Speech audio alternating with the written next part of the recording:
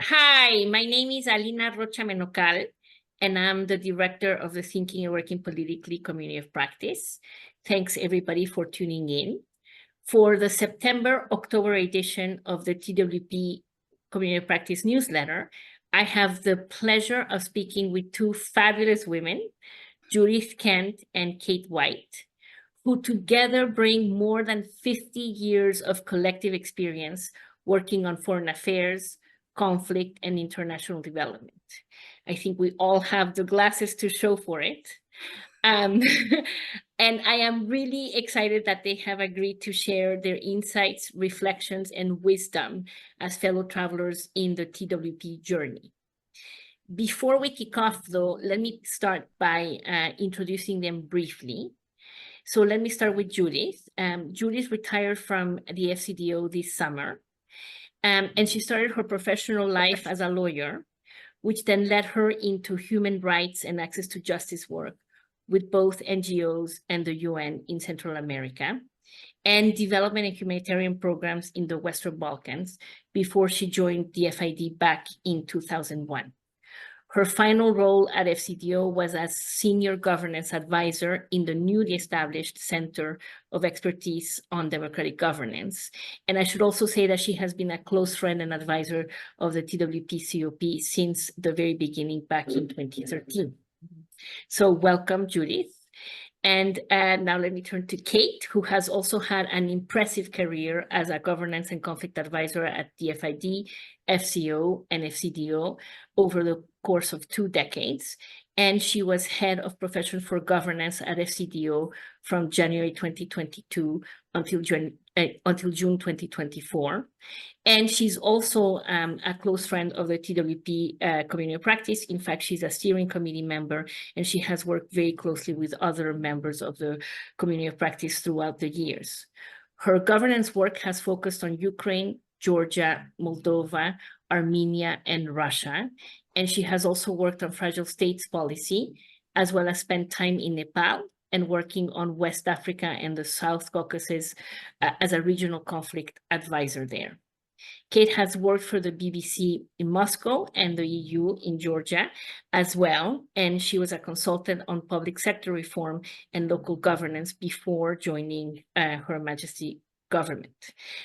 Okay, let's kick off and get going. So Judith and Kate, we would love to get your thoughts on why thinking and working politically is important and how it can make a difference.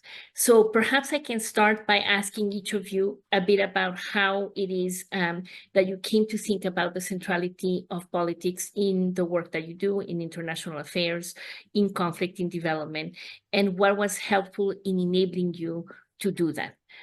Judith, let's turn to you first, please. Thank you, Alina. Well, as you mentioned, I'm a lawyer by background, and I kind of fell into development work through human rights. I also did study some development theory and practice, which was kind of useful for basic grounding in development economics. But I can confidently say that none of this had introduced me to the idea of political economy. In fact, I'm not even sure I knew what it meant. And then in 2001 to 4, I was in my first job for DFID in India, and I was primed with a governance induction course that had focused heavily on institutional development, champions, change agents, and burning platforms. And I was operating with this framework. And then drivers of change arrived, and it was literally eye-opening. It kind of swept through. We had a very large governance team in DFID India. It swept through our team. And at the time, I was working on power sector reform. DFID was funding some quite chunky technical assistance alongside the Asian Development Bank. And drivers of change really made us think much more about the kind of messy politics and interests at stake in an intensely political sector. And that was my first involvement in any kind of PEA. One of my Indian colleagues and I did this really quick and dirty drivers of change paper. And I think one of the key learnings was the importance of context, that you couldn't just roll out power sector reform institutional blueprints from elsewhere and expect them to land. And that may seem very obvious now, but it was much less so then. So for me, drivers of change was my entry point to putting power and politics at the centre of my thinking on governance. Thank you so much, Judith. And that actually goes back to the very beginning of this kind of thinking within DFID itself. So that's great to sort of have the story from the inside about how you were perceptive to it. Kate, over to you and your story. Right. So there's some commonality, for which apologies, but repetition is good if it's a good thing. So my background's slightly different, though. So I came to development and governance work from a background in BBC TV News, working in Moscow. And so I saw firsthand the impact of the breakup of the Soviet Union and the transition, difficult economic and political transition that followed that, as well as the conflicts. So I saw those, and the impact of those conflicts really shaped my heart and mind about how difficult or messy all of this was. So politics kind of lies at the center of all of what happened in that decade. I then lived in Georgia for 8 years at a time of really very significant kind of levels of corruption and political upheaval. And so that gave me an understanding of the numerous stakeholders and the messy interactions that they have with each other and how change can happen within that context. And the change is not linear, as we know. So when I joined DFID in 2004, it was when Sue Unsworth and Drivers and Change were already very much at the center of it, which is part of what got me interested in joining. Since then, the understanding of context and politics has sat at the heart of what I've done within DFID, also FCO on secondment, and then with FCDO. But particularly, I'd say it's everyday PA that has really had the most impact in terms of how I have applied that in a real sense. And where it's most effective is where you've got a whole of mission approach, so a whole of embassy approach with with contributions from colleagues in country, as well as heads of mission and both development and political colleagues. But we'll come on to that later. Lady later. Ladies, okay. Fantastic. I mean, this is great also because, Kate, you're saying that you were, in the midst of rapidly evolving, rather uncertain settings, and before you joined DFID back in the day, and you were able to connect that experience to the Drivers of Change effort. It seems to me that over time, FCDO, DFID, but also a lot of other actors in international development have been able to really finesse the way they try to understand context. But there's always a challenge in terms of how TWP can work in practice or in action. And I'm wondering if I can ask you, Kate, let me turn over to you first. Where have you seen the work of FCO, DFID, or joint units, or FCDO itself, taking politics seriously into account? And what do you think has made that possible? And in particular, what kind of difference do you think taking such an approach or a lens has made to the efforts? Okay, great. So I think I'll talk about Ukraine, not just because it's more or less topical, but also because it's because it's an interesting example. So I worked on Ukraine from 2015 to 2020 when I was in a joint DFID FCO unit, which was just pre-merger. So we were already kind of merged, but in a pre-merger constellation. And it was in the context of post-Maidan in Ukraine. So it was a very dynamic political environment with plenty of opportunities, which is quite rare, but also plenty of challenges. For those who don't know, there were decades of entrenched institutional and political corruption, as well as oligarchic influence in politics and legacies from Soviet institutions, which made for really difficult progress. But you also had a set of actors who wanted that change to happen. The coalitions and constellations of those actors were very, very dynamic, and mostly focused around anti-corruption, which is kind of one of the things that the citizens were out protesting about at Maidan, well, one of many, but it sat at the heart of a rotten regime.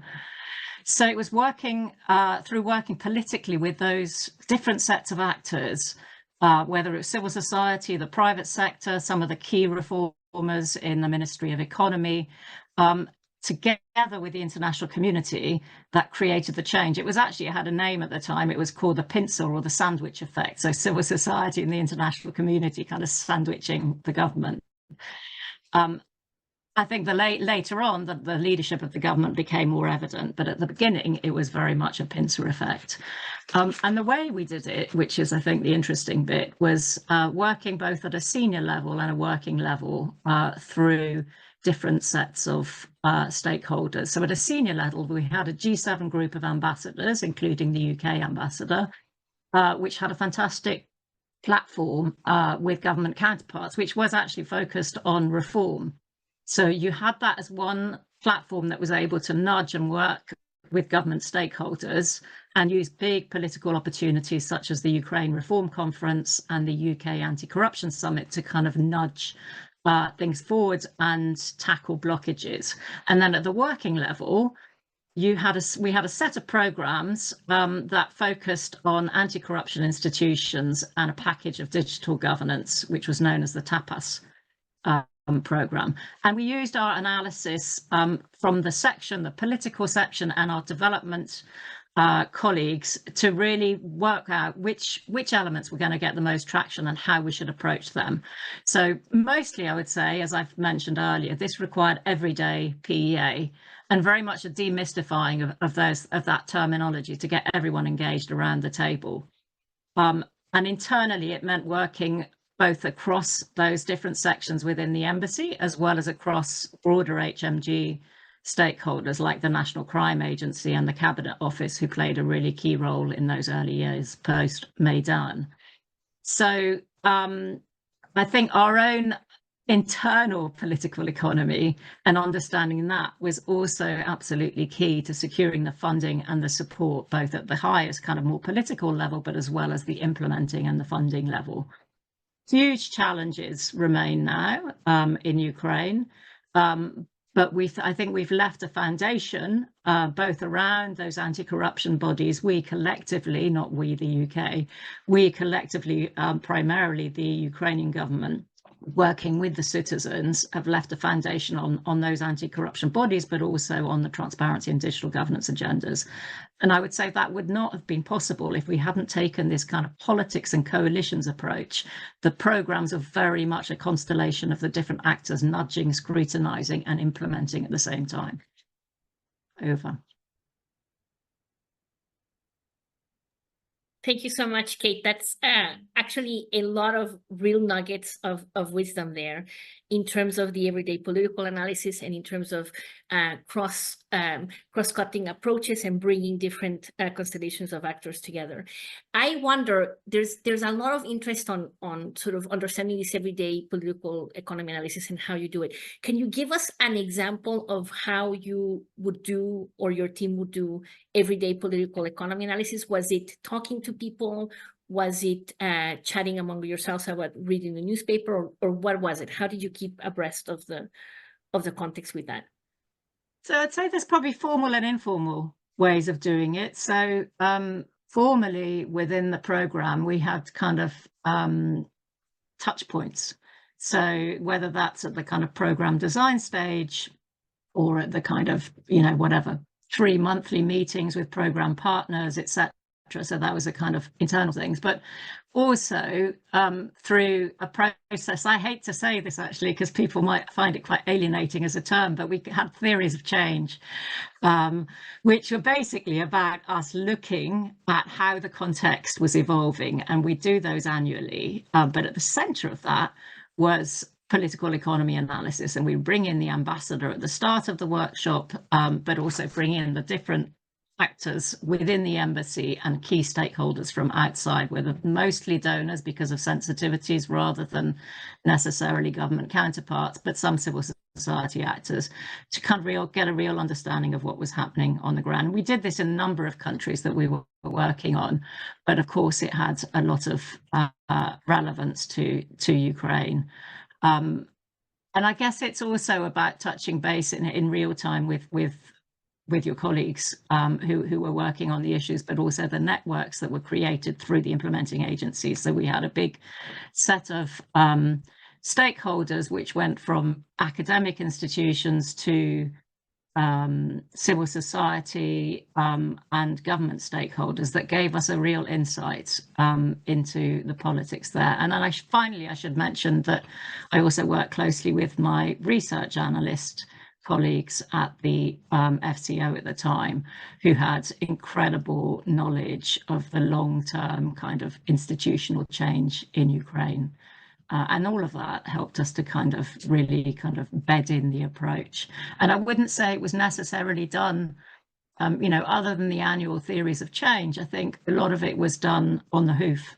And was done, to really try and kind of grapple with the context, working also with IFIs on this. The IFIs were really keen in terms of their conditionality, etc. And the EU, of course, was a really big actor at the time. In fact, some of the work that we did was actually because we were more flexible. And we'll come on to that maybe later about flexible and adaptability and the challenges around that. But we were perceived to be more flexible as a relatively small donor to Ukraine compared to the EU, and so we could come in and provide the support that they couldn't.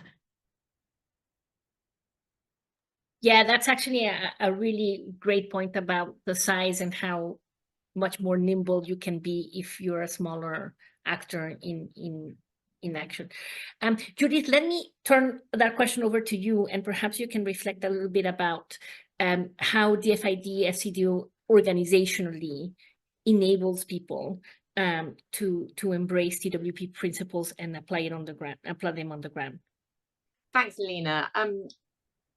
I have to say, when I think of FCDO policy work on governance, I can't think of any that doesn't take politics and power into account and have it there. I mean, we don't have the spread and depth of central teams working on governance issues that we did before the merger.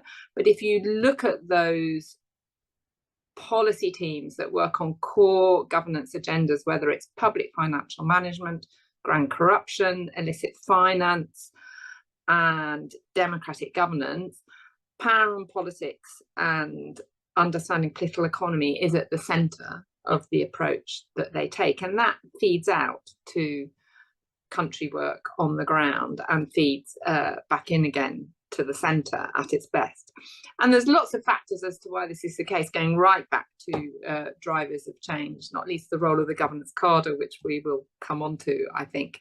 But I do also think that FCDO investment in research, in governance research, and having a relationship between that research and our practice has also been a factor. Currently the anti-corruption and serious organised crime research programmes are a good example of that. They really are engaging with politics and power in the framing of the research and what's coming out of it. So I think those are relevant factors.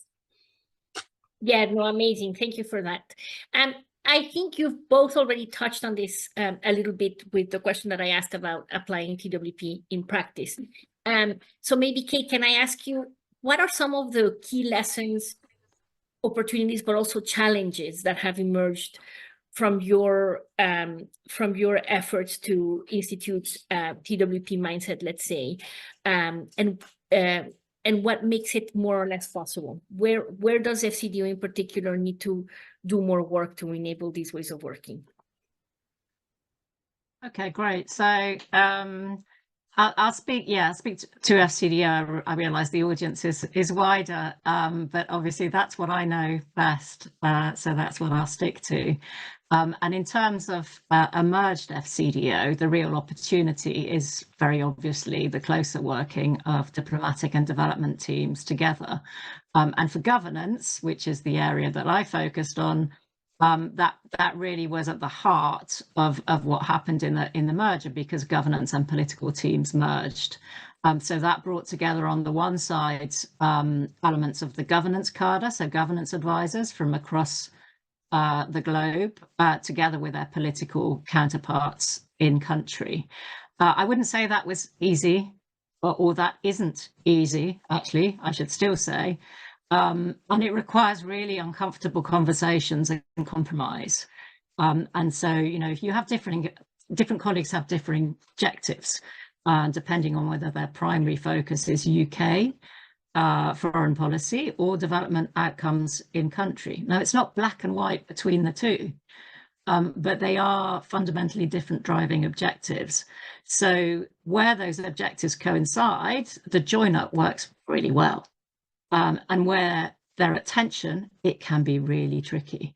And some of those conversations are very, very uncomfortable. So simplifying language, and in my case, sticking to everyday PEA, convening workshops, making things accessible in presentations rather than lengthy analysis, all meant that you were more likely to bring colleagues along with you.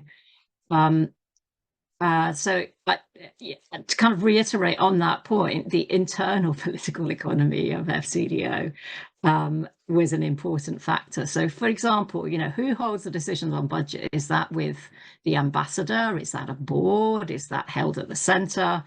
How can the voice, and this is something that was very close to my heart, how can the voice of locally engaged staff and their understanding, deep understanding of the underlying incentives and politics be heard more clearly? It was difficult, I think, in the transition to FCDO for all of those elements to be clearly heard and make our interventions more effective. And I think it probably is still work in progress.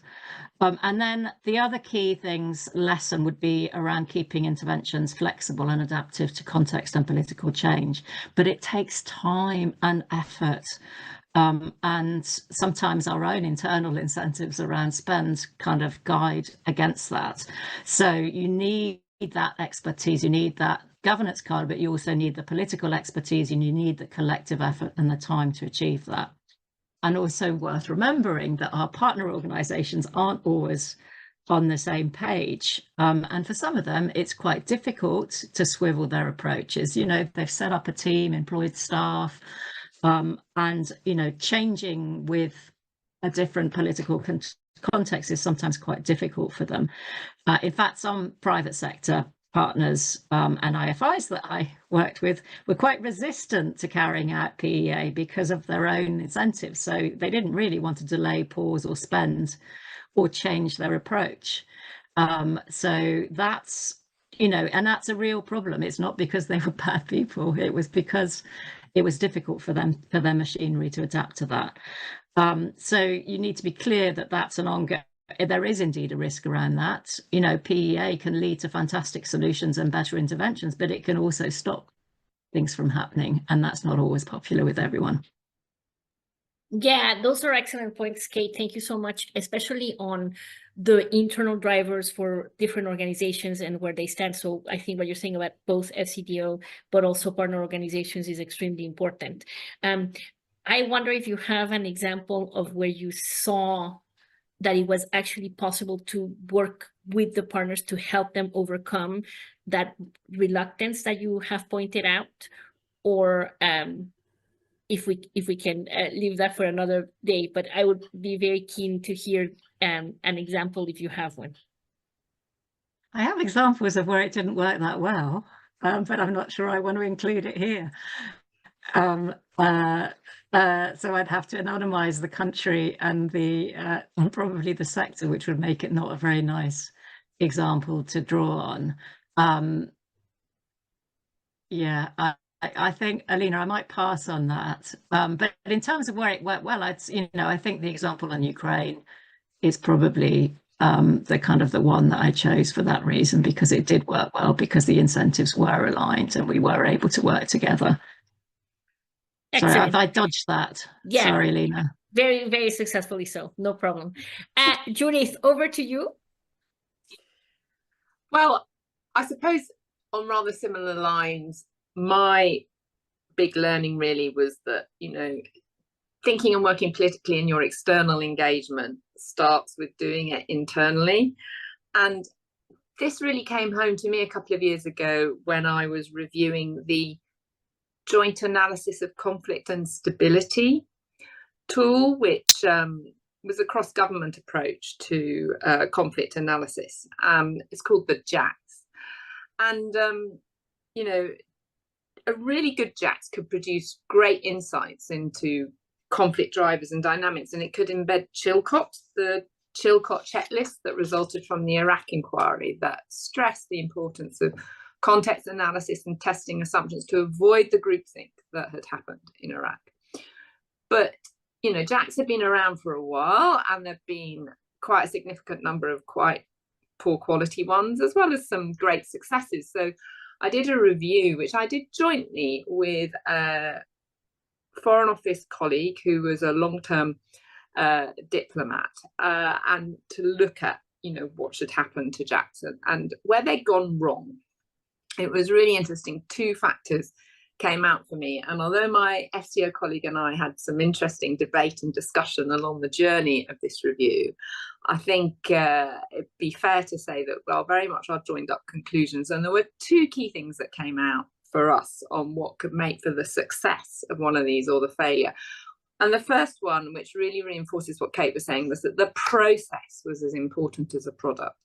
And this really goes, I think, for political economy analysis as well. A really good process which brought together everyone within our own government who had a stake in the outcomes to share knowledge, to make connections between that knowledge, to expose the assumptions on which you were operating, identify your gaps in understanding, and bear your differences in view. And we interviewed over 80 people. And so many people said to us, actually, it was the process, the debate and discussion that had mattered most, more than the written product. You know, by the time you get to the written product in the best process, you know what they're going to say and you've internalized the thinking. So you need to involve the people who use that analysis and do something with it. And you need to know why you want to do it. Otherwise, you risk. And I do think this was an issue in the early days with drivers of change. You risk having a massive analysis, but a lack of clarity on how you can use it practically, and you fail to focus on the so what. So what do we do with it, basically? And I think there was one, don't know if this is telling tales out of school, but there was a famous event, internal governance event in DFID years ago, where someone basically said, you know what your problem is? The governance card is becoming the problem card, and you need to become a solutions card. And that, as we know, has been one of the risks with political economy analysis, that you can get to a point where you're exposing all the problems and the challenges, but you're not finding answers. So the process, really important. And I would add on to that, involving your country staff always as much as you can, and then going out and triangulating it and checking it externally, because you can still end up in government groupthink. And then the other one is this point about senior buy-in, which, you know, reinforces Kate's example from Ukraine of the role of the ambassador. You know, there's quite a lot of thinking and working politically internally to try and identify and shape the incentives for taking that approach. And I know I'm not the first person to mention this in a community of practice interview, but often the head of mission, the ambassador, or other senior figures are really critical to ensuring that you can even ask the difficult questions, and a willingness to face up to those potentially awkward questions around trade-offs for the UK between different policy objectives that Kate was flagging. And, you know, in conflict analysis, it could be really hard to be honest about the UK role and see the UK as an actor, and then even harder to be honest about our impact and influence, or potentially our lack of it, and the fact that, you know, perhaps we need to think more about working with others than our direct relationship.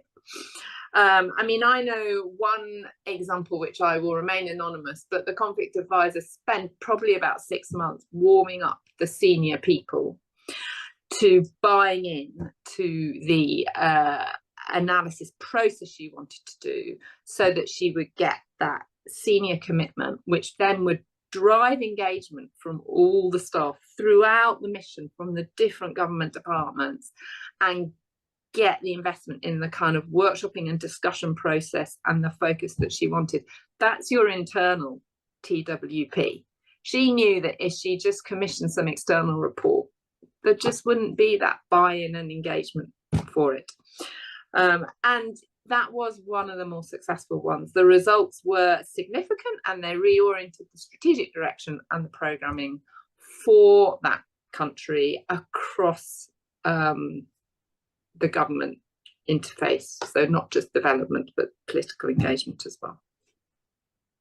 Yeah, So I have sorry. Oh, go ahead, Kate. No, I was just going to come in and say that I had an example that which I've going to anonymise the country and the implementer if I can, if I don't put my foot in it halfway through. Absolutely. So I think what threw me first time round is you said a positive example, and I was kind of like, well, actually, was this a positive example or not? But actually, an example of why thinking and working politically mattered is a positive example, even if the result wasn't necessarily a positive one.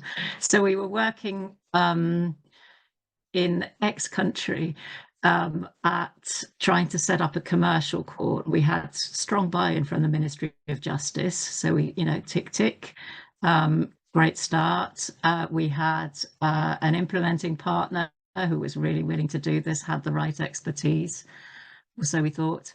And then we had an area, an objective, which also fitted with UK objectives around a commercial court and potential investment into the country, because this was still one of the blockages around the whole judicial area. And from a development and governance perspective, tick, fantastic. This was an area that really kind of sat at the heart of many of the problems in this country. But we knew that there was a litany of projects that had failed in this sector. And so I have to admit, I had a deep unwillingness to engage, because I was just like, this just isn't going to work. But then, trying not to put my problem card a hat on, we decided to start, and we built in break clauses. Oh, they are nasty things for implementing partners, but they do work. So break clauses that allowed us to kind of take stock as we went along. And lo and behold, after about 6 months, we realised that the blockers and the blockages that were happening within the judiciary, resistance to the idea of setting up a court where they may not have the same authority as they had already exercised under the current system, meant that we could not find a way through. And we took it up to the highest level. We deployed, strange word, we worked with our ambassador, who was deployed to the highest level to try and unblock the blockages.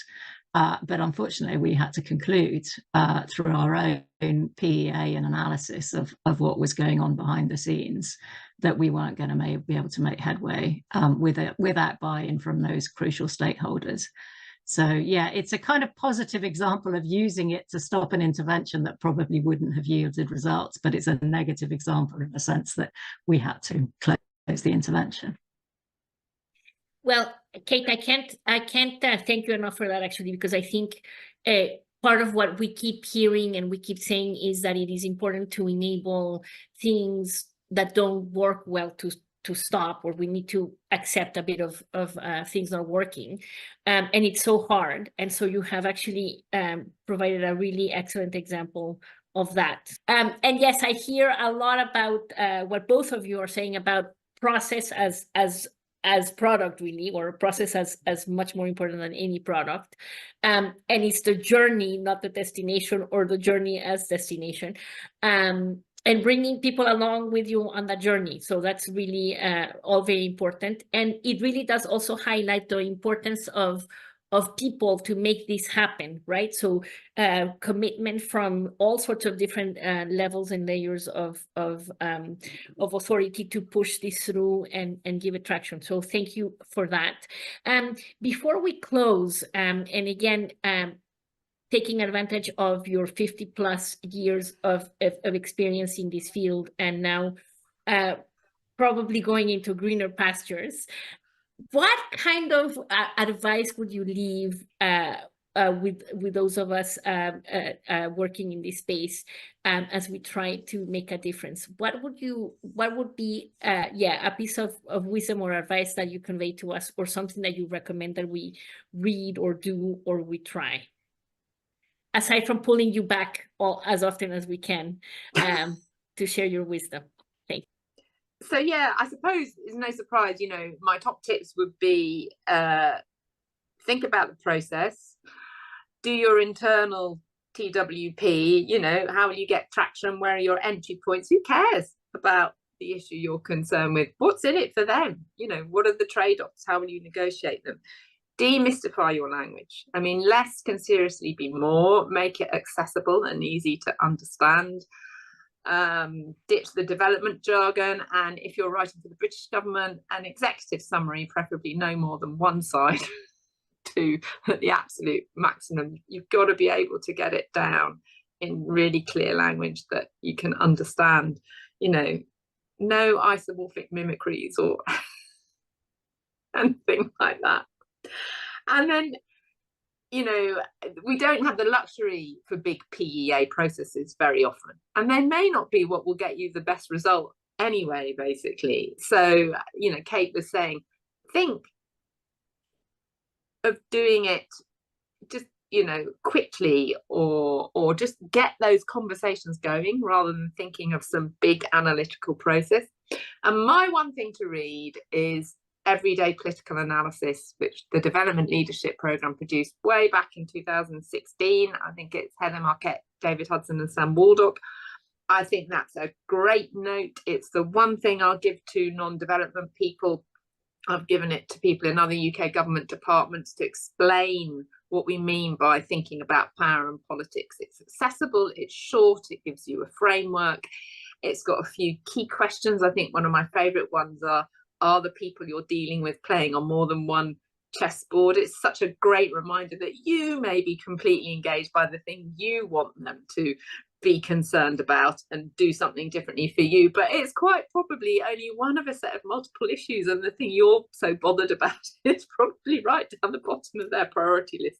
Again, it kind of seems obvious, but it's just a really helpful reminder, and it's so easy to understand and read. You know, it's got nice visuals and pictures as well, and key points. So that's my go-to. That's the one I'll go back to and recommend to others.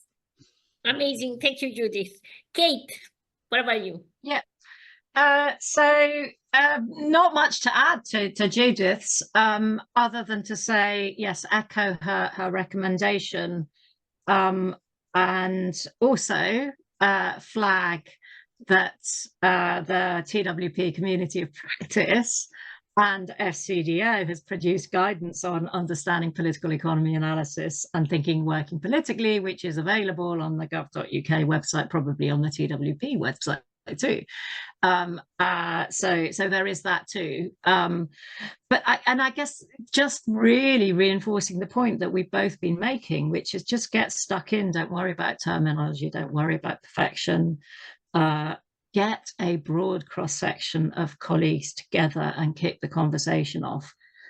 Assume that everyone on that table will bring a useful perspective, and really give voice to the voice of locally engaged staff who know the politics and the incentives inside out. In fact, in the example I gave earlier, it was one of our best local members of staff who provided a lot of the insights through his outreach to stakeholders that allowed us to kind of guide our programme.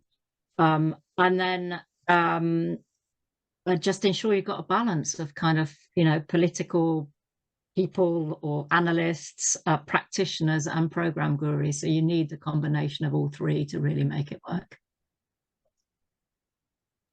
Great. Well, thank you so much to both of you for your time. It has been a real pleasure. And thanks again, and best of luck going forward.